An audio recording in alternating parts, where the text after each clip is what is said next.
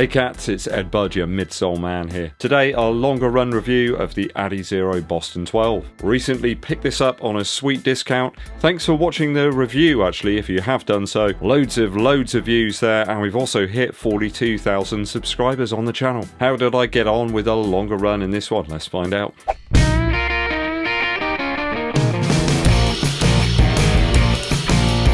Thanks for tuning in, people. It's always appreciated. EDDBUD, your midsole man here. Hit that subscribe button and click the bell for notifications too. Give this video a thumbs up like as well, that really helps out. And share it with your running buddies.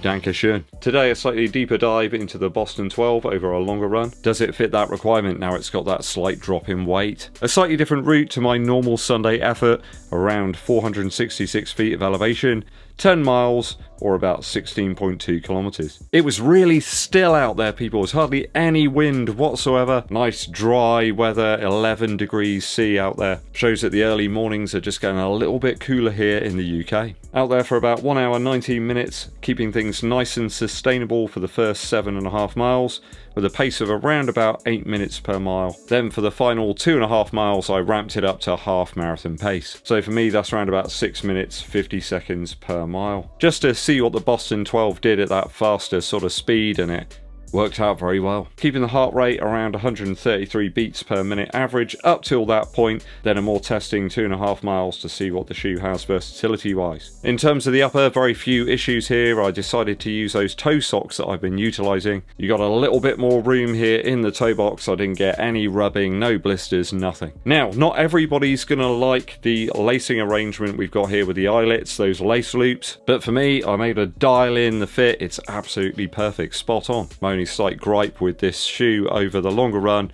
was that I got a bit of a stone in the back of the shoe here, where you've got the padding in this sort of area here on both sides. There is a section at the back of the shoe where there isn't any. I did get a stone sort of lodged in there and had to sort of stop and basically get it out because I couldn't run with it in there. Perhaps if I'd had the special rock deflector enabled, it might have stopped that from happening. I do realise that's supposed to be a pull tab, but it might have stopped the rock from getting in there. Who knows? Perhaps that's actually what it's intended for. You know, it doesn't specifically say that on the Adidas website. I think when you've got an unconventional heel setup, something like that could happen, especially on some of the routes that I run where there are some loose stones. I'm finding that the upper here on the Boston 12 is working much better than the Adios Pro 3 and also the Boston 10 that I tried a little while back. I think it's down to those side panels that you've got on the lateral medial sides of the shoe that sort of wrap around your foot. No issues whatsoever messing with the lace tension. I managed to dial the fit in and also managed to avoid getting the laces sort of crossing the part where the actual padding has run out. Once again, using the UYN toe socks. They're the Runners 5 variety if you fancy checking them out. Absolutely fantastic, really enjoying those socks. Bit of a revelation to me. I think they're an Italian brand. I'll probably do a full review on them at some point because I'm using them whenever they're available. I found the width of the upper actually really nice on that longer run, where your foot starts to just swell up a tiny little bit. For me, 10 miles represents like 25% of my weekly mileage this week, so I think that fits in pretty well for a long run. That may not be a long run to you, but you might not be doing the same sort of weekly mileage as me, so there we go. The feet feeling good after that effort. I think that's a testament to the upper design of the shoe. If you've got one that enables you to keep training on a very consistent basis, then that's got to be a good thing, right? You don't want any blisters or areas of discomfort on your skin, and I was left with none of that in the Boston 12. So midsole wise, I can really feel that the midsole formulas here, the foams are starting to soften up a little bit. The light strike combo of foams is beginning to flex and just kind of bed itself in. There's definitely a little bit of break-in needed for this shoe. I've found that with lots of other Adidas running shoes of recent time as well, except for the Adistar that just felt like a brick all the way. I'm finding that the shoe is now much more forgiving around steady pace for me at that sort of 8 minute per mile like effort, but that midsole really does come to life when you start to lift up the pace and effort levels. I found that as I increased the speed, it could easily handle that half marathon type pace, so about 6:51, 4 minutes per kilometer, something like that. I think that's down to the decrease in the weight, but also the increase in the amount of that Light Strike Pro stuff. It's softened quite a lot under that forefoot area can really feel it has started to give a little bit, and it feels fantastic as you sort of hit that point. So that softer light strike 2.0 in the heel was starting to soften up too. It's just becoming a little bit more forgiving, I suppose, and it's making the shoe much more fun and enjoyable to run in after each effort. I think that's going to appeal to people if you plan on doing some like intervals or repeats in the Boston 12. It's softer, I'd say it's still reasonably firm and responsive there. It's no invincible run. I don't want you to think like this Light Strike 2.0 is some sort of like unicorn foam. It's still on the same lines as Light Strike, but it's just a little bit more give to it, and that is exactly what the shoe required. It's the right material for the job, provides some stability, but still with some lightness and durability. So really with running shoes right now, you can go one of two ways. You can either go down the route of sort of that P-back squashy stuff that's sadly not that durable, or you can go down this route where you've got something that's that little bit more durable, there's some more longevity to it, which I think actually is a little bit more suited to the longer runs. You don't want something that just completely capitulates underfoot. This has got some spring and bounce to it. So I'd say for training purposes, this is more along the lines of the Puma Deviate Nitro 2. Similar features here, perhaps the composite plate being the major difference, I suppose, between the two shoes. The Puma plate is a little bit more present underfoot, where here you've got those glass fiber rods. They provide a little bit of rigidity and enable you to sort of push into the stride a little bit more without the foam actually just completely flexing. Just a nice rolling sort of feel in the Boston 12 at that steady speed. I found it really easy actually to turn up the effort level towards the end of my run. That's not always the case when you've been rolling for like an hour or so.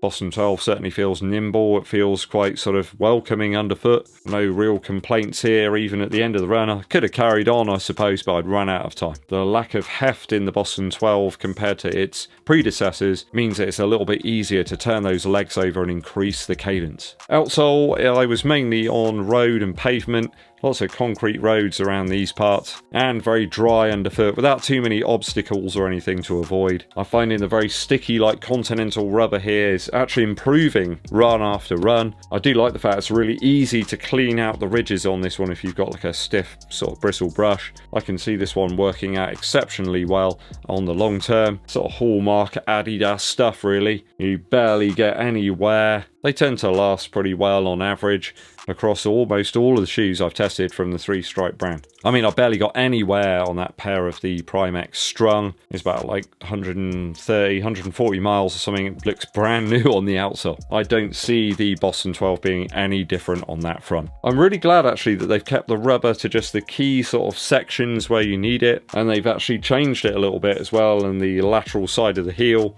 So it's a little bit smoother there, and up front where it really matters here, you've got the Continental stuff, and that's tyre-like. I would suggest that you don't use this on trails, especially if you've got something where there's loose rocks or stones. You have got that window there where the energy rods are exposed. You don't want to lumber yourself with a damaged rod mid-run.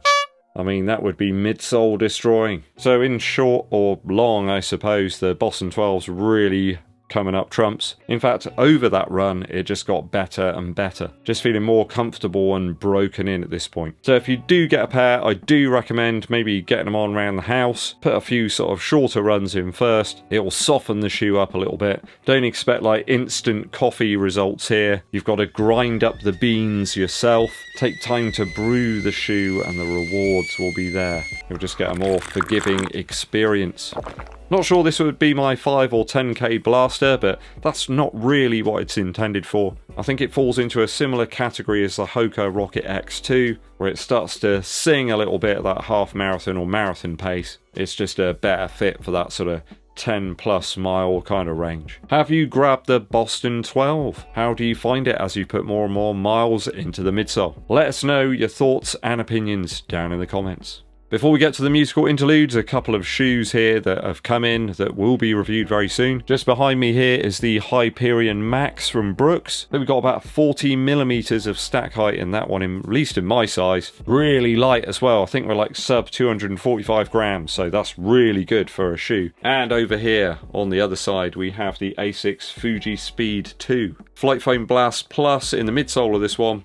coming in way under 300 grams. I believe there's a carbon plate in there as well. The upper is very similar to the Asics Metaspeed Sky, with a hint of Nova Blast 3 in there as well. So a couple of really exciting shoes to be testing out, and of course I've got the little running shoes as well that I'm gonna give them a shot when I'm feeling brave, I suppose. Musical interlude time for you. I came across a track I hadn't listened to in a long while actually. It was quite a poignant number from Neil Young. Back in 2014 he released a song called Who's Gonna Stand Up.